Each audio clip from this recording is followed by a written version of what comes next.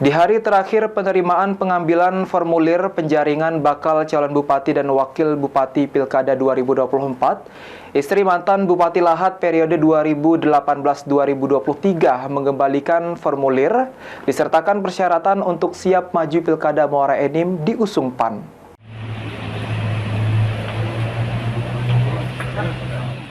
Di hari terakhir pengambilan formulir penjaringan bakal calon bupati dan wakil bupati menuju Pilkada 2024 Kabupaten Muara Enim, di DPD Partai Amanat Nasional sudah ada 17 nama kandidat yang juga mengembalikan formulir penjaringan dengan menyertakan persyaratan untuk diusung oleh Partai Amanat Nasional.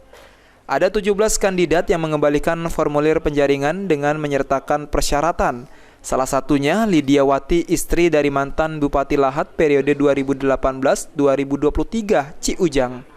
Kedatangan Lydia didampingi tim pemenangan dan keluarga mendatangi diterima langsung oleh Ketua DPD PAN Kabupaten Muara Enim Izzuddin Effendi.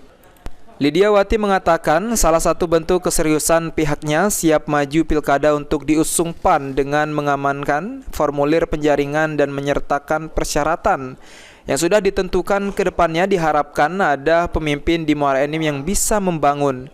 Semua kandidat merupakan orang-orang yang memiliki keunggulan dan semoga dirinya berjodoh dengan PAN.